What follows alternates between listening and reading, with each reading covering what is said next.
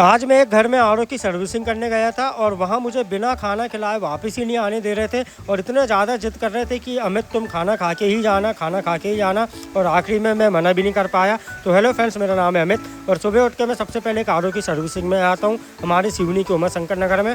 और यहाँ पर ये आरओ का SMPS ख़राब था, पावर सप्लाई। उसके बाद में SMPS चेंज करता हूँ तो फिर बाद में पता चले कि उसके जो फिल्टर सेट थे वो भी ख़राब थे। तो वो सर बोलते हैं कि भैया हमारा बजट अभी इतना नहीं है, आप एक काम करो 2-4 दिन बाद आना, जब हम आपको फ़ोन लगाएंगे। मैं बोलता हूँ ठीक है सर, ओके, कोई बात नहीं है।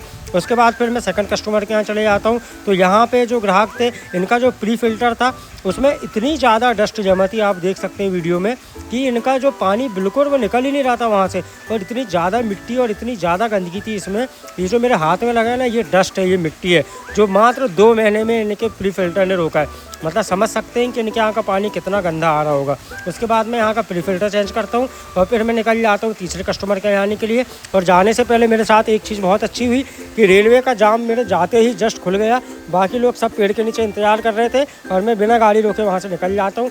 और फिर मैं तीसरे कस्टमर के यहाँ पे आता हूँ और यही वो सर हैं जिनके यहाँ मुझे बिना खाना खिलाए वापस ही नहीं आने दे रहे थे। मैं वहाँ पे 2-3 रोटी खाता हूँ और मेरा पेट बिल्कुल फुल हो चुका था, क्योंकि सब्ज़ी बहुत ज़्यादा टेस्टी थी और इसके पहले मैंने नाश्ता कर चुका था। और फिर मैं निकल जाता हूँ भिड़िया जाने के लिए, क्योंकि एक भैया का मेरे पास फ़ोन आ गया था जो मुझे बोल रहे थे कि अमित भैया आप घर जाके देख लेना, घर के आरओ में पानी बहुत स्लो आ रहा है। मैं बोलता हूँ ठीक है भैया। और दोस्तों, भिड़िया जाते टाइम सिवनी से 8 से 10 किलोमीटर पड़ता है। और आज मेरी गलती हो गई कि मैंने जूते नहीं पहना था, मैं नॉर्मल चप्पल पहन के आज पूरे आरओ की सर्विसिंग कर रहा था।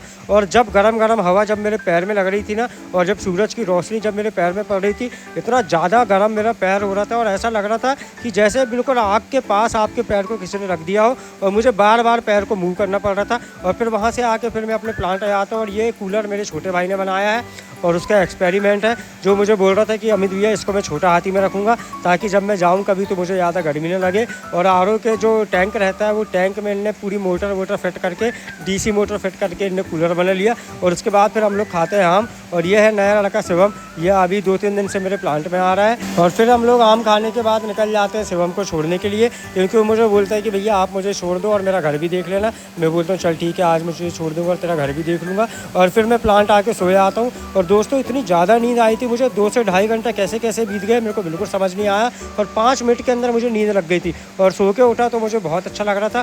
फिर फ्रेश होने के बाद मैं निकल जाता हूँ मेरे छोटे भाई के दोस्तों के साथ, जो उसके फार्म हाउस में बना रहे थे आज खाना। और मुझे बोलते हैं अमित भैया आप भी चलोगे? मैं बोलता हूँ ठीक है। और फिर यहाँ आके हम पूरे भाई मिलके एंजॉय करते हैं। तो बताइए वीडियो कैसा लगा, मिलते हैं आपसे नेक्स्ट वीडियो में, बाय।